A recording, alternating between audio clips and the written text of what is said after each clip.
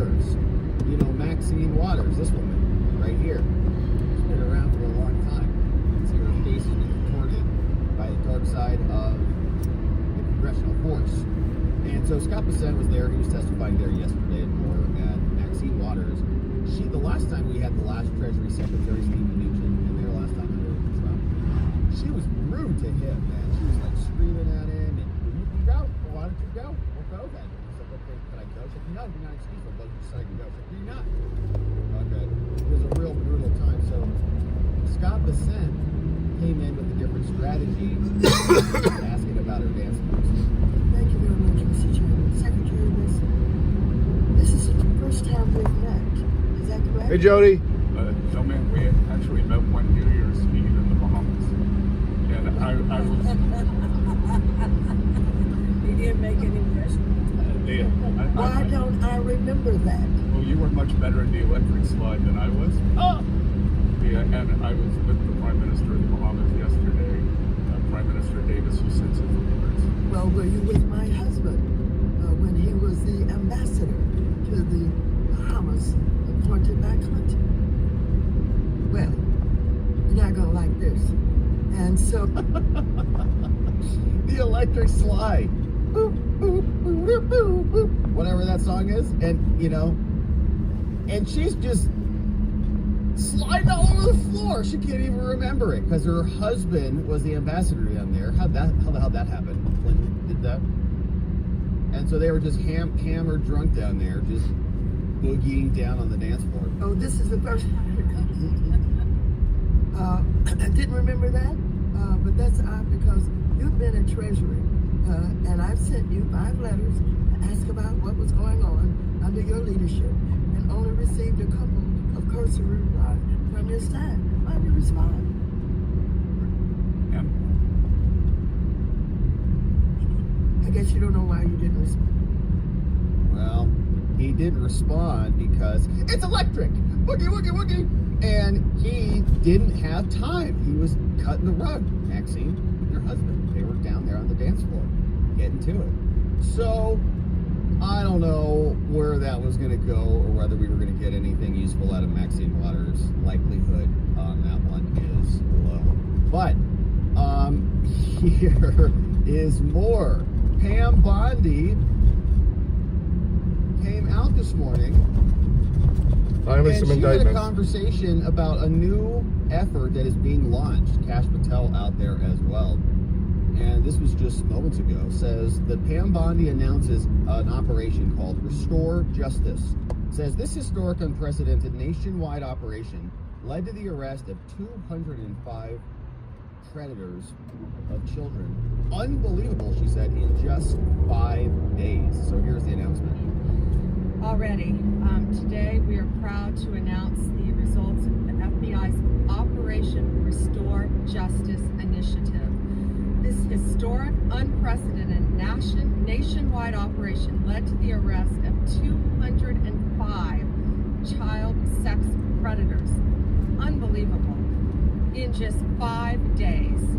This was an incredible operation done in conjunction with the FBI and our prosecutors.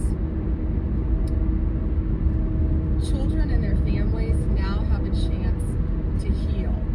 These are online predators. Think about this. 115 victims, children. In 5 days, we were able to help. This kind of work takes a toll on the FBI agents and the prosecutors who are doing this every single day. They are working tirelessly online, dealing with the dregs of our society, the worst of the worst, the people that hide behind a computer and target our young children every single day. Free Alex Rosen. Our prosecutors sit there and deal with this every day to keep these. Alex Rosen is facing felony charges for confronting a fucking pedo at work. In our meetings, talk about these cases and what it does to our officers and our prosecutors, but also how many lives are being saved and how many children are being helped by this. Director. Yeah, it's disgusting. And if you actually, look into this stuff, man, it is rotten. And there was another story that I was contemplating covering. It was a professor in Texas who got arrested for having very illegal material in his possession. And when the cops raided him to conduct the arrest, he was watching it on the screen, like watching it. They're all sitting there, oh, not there. And when you read through the indictment, it's just horrific, right? A lot of it's just right out in the open, and you read through the indictment on that one, and he's explaining that it's just open on Zoom. They just send these messages around, people just live stream this stuff all over the place. So we are appreciative of the fact that they're making this the priority rather than, people protesting at schools, for example, or people showing up at abortion facilities with signs, or the J6ers who didn't do anything on even the same scale of demonic evil that is happening with these child predators. It's rotten stuff. Now, Pam Bondi is also obviously getting a lot of flack for the Epstein stuff. She came out also, this was, I believe, this morning, and saying, we're looking through it, we're still processing it, calling it tens of thousands of videos that are in the dossier there in the Epstein file, which is just awful.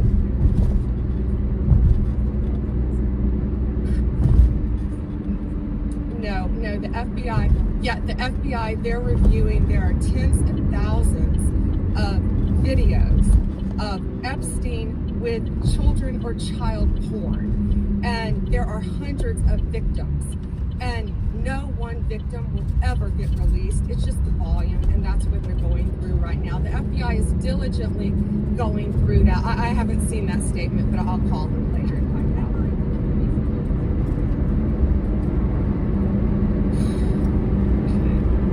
So, that is all there. Covered the Epstein trial. That there's a lot more behind the scenes there. The question, of course, is what's going to come of it. I'm glad they're working on it. Hopefully it gets released soon enough. All right, so that is a little bit of a roundup there. Let's take a look at the presidential schedule, see what Trump is up to. So it is Wednesday, May 7th. He gets the intelligence briefing, swearing-in ceremony for the ambassador to the People's Republic of China, saying the president then has lunch with J.D. Vance, and then we got Caroline Leavitt coming out for a press briefing today, which should be good. Haven't heard from her in a little while. We also have Chris Wright testifying on the budget. Conclave meeting, we covered that earlier. House having a hearing on anti-Semitism. Oh, yeah. Pam Bondi talking about restoring justice. Treasury Secretary testifying on state. Yeah, he's been having a pretty good run of it, hasn't he? First person ever to hit 2 home runs in the 9th inning. Cash Patel sounds like he'll be testifying. That's crazy. I can't believe that was a first. We need this. I mean, what, 60-something people have done it in an inning, but it's the first time it's happened in the 9th. Justice Roberts is going to be participating in a fireside chat. I'm heading up to Michigan to get a haircut. Maybe someone should ask him about his trip to the Czech Republic with more wiser than Yesterday I did, he can answer some questions. I was a assistant voting location manager at, for a local election that we had here. We actually had almost 20% turnout for two things they were voting on.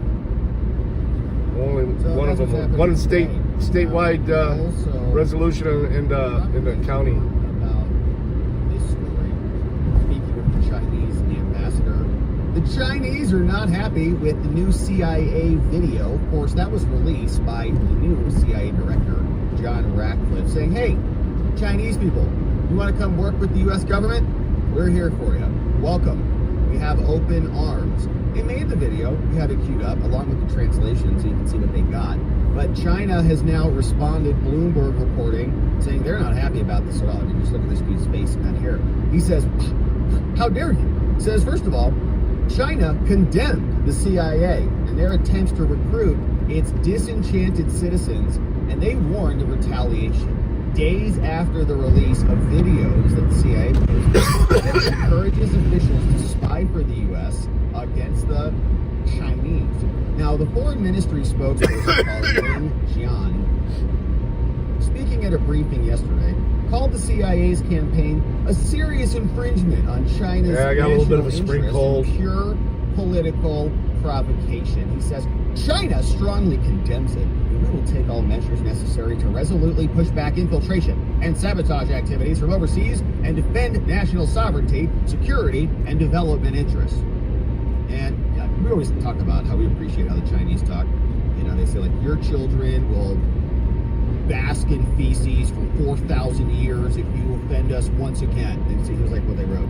The U.S. has long been using all kinds of despicable methods to steal other countries' secrets.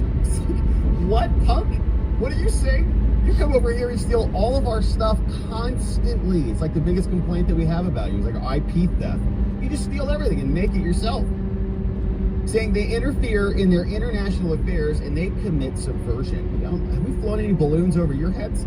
The U.S. not only maliciously smears and attacks China, but also blatantly attempts to lure Chinese personnel, even government officials, to be their informants. Like, yeah, that's right. You have our people. Hello. You have half of Congress. What's your problem? We're only playing fair. This is a serious infringement on China's national interest and pure political provocation. It is provoking for sure. It says China strongly condemns it. We will take all measures necessary to resolutely push back infiltration and sabotage from overseas and defend national sovereignty. All right. Here's what the Chinese said. This was a response to this video from the CIA. You can see they even reposted it. So CIA shared this one, and they posted it in Chinese. They shared the whole thing on YouTube. And if you click it and you translate this, it says reasons for cooperation, okay? Create a better future for yourself, China. You don't have to live in communist dictator crap holeville, right? Come be a capitalist so that we can inflate your money away and spend it on transgender helicopter parties in sub-Saharan Congo. So here is the actual video with English subtitles added, and so we can read through them together. So here's a nice Chinese man, and he's standing there. Looks like he's outside of Shanghai, I believe. As the saying goes, it's a pity that I'm dreaming for others. Why would I do that? In this dream, I can't decide the ending. My life as a Chinese man is controlled by others. I've been working hard all my life, and in the end, it's all done by others. Now, logically speaking, if you work hard, you have a better life. But why only a few people can get this kind of happiness? How long can I pretend when the truth is so clear? This kind of self-routine of self-criticism only makes people look absurd. Communist little sessions. The secret that everyone knows is that leaders always say they want people to live a good life. But in the end, it's not like that at all. People work hard all their lives just to get a job and live a good life. Now, this kind of ordinary life goal is out of reach. I just want to live a peaceful life. Isn't this too much? I've been working hard all my life. In the end, it's all done by others. Can I pave the way I want to go?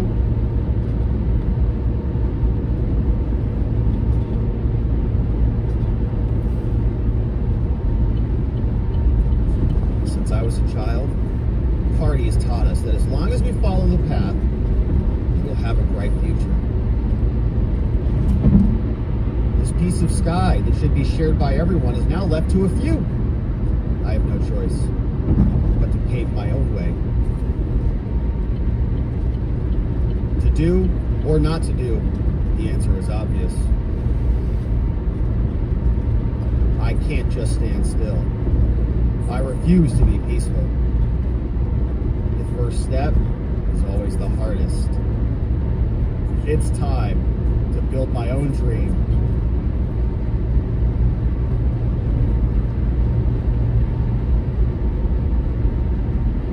Contact the CIA. So he was on the CIA website on his phone. Wow. Hey, come over to America, okay? Where you might be able to afford a home one day. and your money's getting inflated away every single moment, and they're attacking your free speech everywhere. But at least we got people still fighting. So look at that. He's on the CIA. Contact the CIA. Do it, China. Come on over. Join Team America. Coming over from John Ratcliffe. So very interesting, and those subtitles were provided by this dude, John Spectator. So maybe off a little bit or whatever, but not good enough to be. So interesting that happened. China not happy about it, condemning. But while this is all happening, it looks like there's also going to be a meeting. So they're not that mad. It says here over on Zero Hedge that the China and U.S. delegations are going to meet very soon. Treasury Secretary Scott Bessent, who was electric sliding with Maxine Waters, says, thank you to POTUS. The world is now coming to the U.S., and China has been the missing piece. But we will meet on Saturday and Sunday with China to discuss our shared interests. The current tariffs and trade barriers are unsustainable, but we don't want to decouple. What we want is fair trade.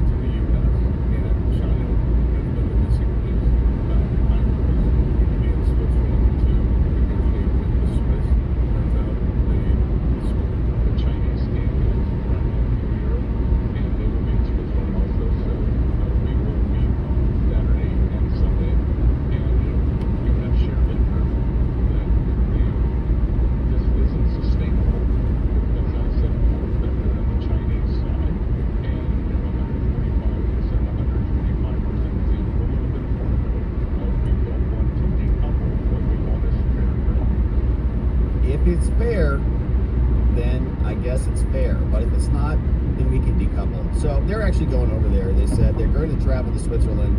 Treasury posted this. Said on May 8th, Scott will travel to Switzerland, saying during his visit, he's going to meet with President Karine Keller-Sutter of Switzerland. Hey, Mitty. And they're going to follow up on other things. And while there, he's also going to meet with the lead representative on economic matters from the PRC, right? So they're always going to work this out. He's always going to go down that path. It's like the same pattern that we saw with Mexico and Canada. It's going to be the repeat with China. It's just a little bit of a bigger opponent. So, okay. But they're going to be there, going to meet. Greer's going to be there. It's telling us that they're ratcheting up the rhetoric, but we have shared interests. So they're going to meet with their counterparts. The meeting's going to be a major step forward, talking about de-escalation on the tariffs, and we'll see what comes out of it. So Scott Bessent leading the way. Chinese not happy about it, and we'll see what comes out next. All right, so good update there. Let's talk about what's cooking over with the FBI, because here's another report that has come out, and here it is. The record is finally being corrected on this 2017 baseball attack. You see, this report has now come out from the U.S. House of Representatives, and the story on this was always bizarre. Like, there's some mentally unwell person who just showed up to a baseball game and started popping off because he wanted to be eliminated by a police officer. That was the whole MO. Well, there are many ways you can do that. You don't have to go to a congressional baseball game. But he did, and he went out there and he attacked a bunch of Republicans, and one Republican who always thought that there was something very fishy about this whole report was Steve Scalise, a man who got blasted by this lunatic. He said, this report definitively shows that the FBI completely mishandled the investigation into the congressional baseball attack of 2017, ignoring crucial and obvious facts in order to sell a false narrative that it was not politically motivated, because it was bad for their side. Now, I want to thank Kash Patel and Chairman Rick Crawford of the House Permanent Select Committee on Intelligence for finally getting to the truth of this matter. This was a deliberate and planned act of domestic terrorism towards Republicans. Now, I encourage Patel to adopt the recommendations of the committee to ensure the intelligence community is rid of bias and to identify who was responsible for misleading and the incorrect conclusions and why, and ensure the FBI is back to its mission of following the facts wherever they may lead. So here is the report, and inside we got some handwritten notes, and there's some interesting things in here. You can see a lot of this is now coming out. I guess the original question was, why didn't we have this stuff back then? But But here's what they give us. They say, all right, look. Now, the executive summary starts with a quote from an FBI analytical report. They say the FBI... Well, I guess it's a good idea to make sure that shit's right. How about focusing on can they speak English? Professional baseball game practice is what it should say. How about that? Here's what they said. They said on June 14, 2017, domestic extremist James Hodgkinson opened fire on a congressional softball game practice in Alexandria, hitting 4 people, including 2 U.S. Capitol Police officers and Steve Scalise, the guy we just listened to, before being fatally wounded by an officer. And it wasn't a softball game practice, it was a baseball game practice, okay? Don't call it softball, you punks. They're playing baseball. Softball's for girls, jerks. They did that on purpose. Before fatally being wounded. Now, according to open source reporting, Hodgkinson had recently traveled to D.C. from Illinois, where he had a history of writing angry letters to his local paper. Well, good to hear. To his local congressman. I'm pretty sure they're gonna... Of the Republicans. The leftists is gonna start bitching. Oh, profiling. Also found a piece of paper with a list of Why are they pulling over everybody with a turban? and their office building, all according to the FBI. Well, because you motherfuckers can't speak English. That quote was originally from the FBI, and they appreciate Cash Patel finally looking into this. But after reviewing the case file, the committee in Congress could not be more disappointed by the FBI's incomplete investigation and substandard analysis in 2017. The FBI is so useless, it's unbelievable. On a matter of... So I'm gonna try and get to that court date Friday to make sure, see what happens with that dude. They're false statements that these people should be arrested for this, and they manipulated the facts. The FBI should be arrested for false statements by utilizing false statements and manipulating facts. Well, shortly thereafter, an FBI intelligence briefing doubled down on this hasty. I'm just saying that they told me they can't release the body cams till after court on Friday. That guy's got court for his reckless driving on Friday, a road rage incident. So they said they'll release him after that. Yeah, for him. I don't have a court date. I didn't get a citation. It's not until the FBI was investigating J6 that the FBI changed course, and they said, actually, turns out the shooter was... Yeah, look up his ad. I sent you the police report. Man, he lives like a mile and a half from me.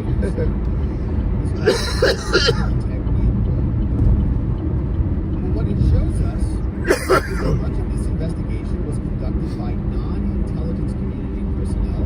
Yeah, I'm gonna try and be there. I'm pretty sure they don't let you have your phone out, but I'm gonna try and sneak a body cam in and record it. Supporting the FBI's false narrative, right? They did it. They faked it.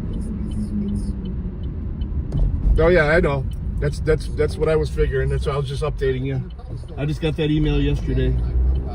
They violated their objectivity standard. From Russian to anomalous health incidents to political considerations, this high-profile case is no different. Whatever its political purpose, the FBI in their starting position was the shooter was just wanting to be eliminated.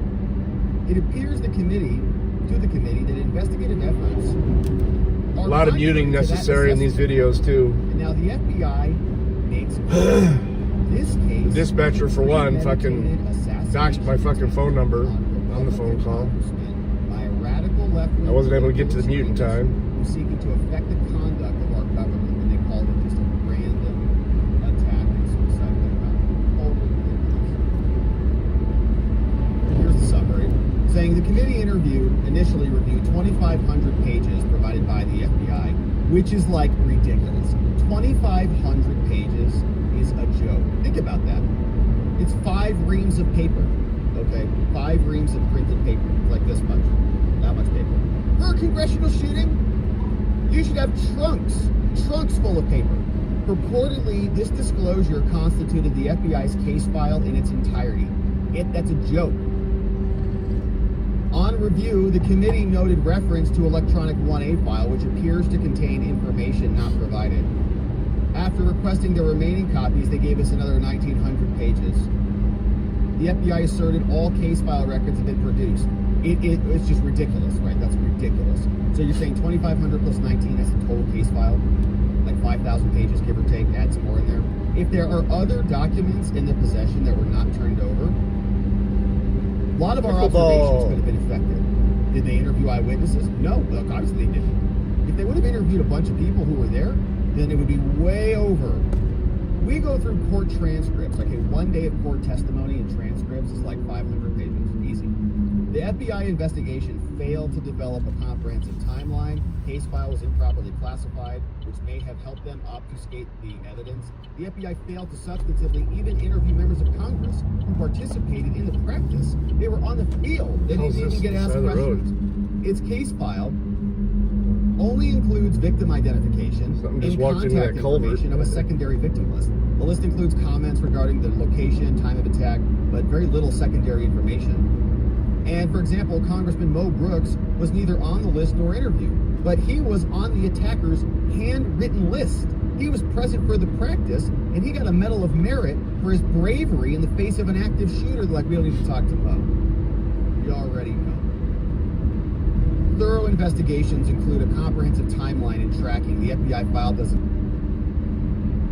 We were forced to rely on their other releases, which were crap. The entire file is also classified at the secret level. However, there were only 4 documents marked as classified. All 4 appear to be either unclassified material or just improperly marked documents. And they said it was an elimination by cop. But that is ridiculous. There was not even a uniformed officer present there, right? They were all ununiformed, so he wouldn't show up there expecting to be eliminated there. And he searched for directions to get to his home, how to travel home. Same night, he texted his wife, "I'm coming home, honey, see you soon after I wipe out these Congress dudes." Regardless of whether he intended to die that day, suicide is not mutually exclusive with domestic terrorism. It's true at once. Happens all the time, 9/11 and more. Domestic terrorism is also defined under the law. It's all the elements. And so his motive was much broader. It was not simply to die by a cop's bullet. True. Now, the FBI misled the public in the aftermath, and this is where we start to cross into the line. Like, people should be prosecuted for abuse of their public office. On June 21, just 1 week after the shooting, these people represented the FBI, and they led a joint press conference. The FBI's bottom line is they said, well, the FBI does not believe there is a nexus to terrorism. That was based on falsehoods, half-truths, and a manipulation of facts. The FBI stated that the shooter told a family member that he was traveling to Washington, D.C., but didn't give any information on his travel. Well, I was busy. Actually busier than we expected. Interviewed not 1, but 5 family members, all of both a bunch of information. And their statement appears... Both things got approved, even though they both raised taxes. Fucking idiots in fucking Toledo don't know how to vote. To exclude the following, saying, but suggested... Mainly because they don't pay taxes in Toledo. We do. So there was a political motive. Yeah. The FBI knew at the time that he told his family members they may not see him again.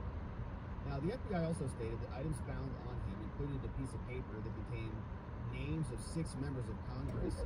No context was included. That's obviously not true.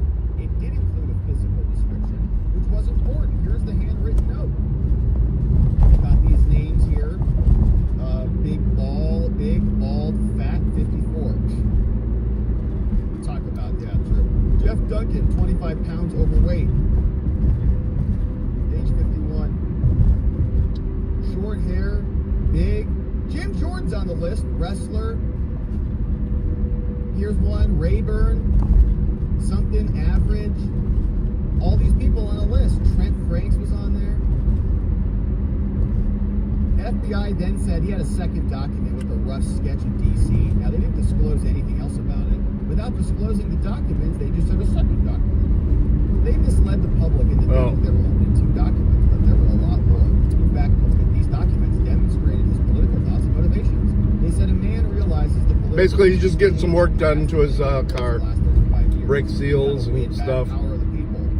They didn't disclose any of this. They just came out and said, nope, no nexus to terrorism. On Friday, Statement went on to say for that guy from the road rage thing. The statement was grossly misleading. First, he took 15 photos, and more importantly, the case file shows he was probing, communicated to a bunch of people. He mailed 2 goodbye letters, they said in their briefing. He said, "You may not see me again." But it's not just simply suicidal. He's got a mission. Dude's on a mission. They also came out and made these false statements, like Koch said it was going to be on his poor marksman. They said that he never attempted to flee the scene. But that is inconsistent with the facts. Other people, eyewitnesses, say that he was concealing his position, right? He was not trying to be shot. He was trying to eliminate, and if he died in the attack, then that would be enough. Then he would be successful. He listed 6 congresspeople. They said, but it doesn't appear to be a hit list. Like, of course it is. He's putting identifying information on them. 25 pounds, overweight, 229 Rayburn, Jeff Duncan. Physical descriptions. Why would he have those? So he can go find them and take them out. And then they just spend the rest of this kind of going through every statement that the FBI came out with a lie on. He said, no, that's true. It's not true. Not true either. Lots of evidence. And they gave us some more of his notes. And they talked to his sister-in-law, criminal liability under oath, and it should be criminal. I'll fire it back up when I'm leaving here. I got some running around to do this afternoon. Probably be on the regular channel. And uses authority. I'm getting a haircut. And here's some other handwritten notes, right? He didn't like what he saw, is what is written there. And 78. Lowe saved quite Yeah, we're at our high now of 70, so. These are the shooter's notes. They lied. I'm just hoping it's dry for the next few days. It's literally been flooding rain. Both my front and backyard are flooded again. They're two-faced. One is the thing. Very curious there. So, interesting there. Minority says, concurs with the finding that it was a domestic terror attack. Also agrees with the FBI was too slow to make that determination. Minority says they've undertaken bipartisan efforts to get more, while the minority agrees there are 2 areas we got differences. First, the report identifies no evidence that the political considerations played a role in the delayed FBI report. Yeah, right. Second, we strongly disagree to consider criminal charges against the intelligence and the analysts because they want the rigged reports to continue on. So, the rigged FBI obviously rigged this one in addition to everything else that they rigged. And we'll see if Kash Patel assumes any of those recommendations, but it's very interesting how they'll do, when it's their side who is under scrutiny and blame, they'll just whitewash the whole story. But if some grandma walks into the building because a cop stood aside and let her in, then she's a seditious conspirator who needs to be arrested and have her whole life ransacked and raided. So very, very perverted. We're happy to see that we've got a changing of leadership there. So hopefully this stuff never happens again. We just want the true intelligence. And they give it to us. Hopefully Kash can, and the FBI embarks on a new direction. All right, so good stuff there. Let's lastly talk about Tom Homan and this attack in New York. Tom Homan says we're not playing around. There was this attack in New York on the street, and gangbangers, some very young, came up and started to assault them violently. Some arrests have been made, but Tom Homan was asked about this and said, we're coming for them. So don't get comfortable. The couple of them who are still on the All right, guys. All right, I'll fire it back up later. You guys will be good. Thanks for hanging out. Illegals. I hate the word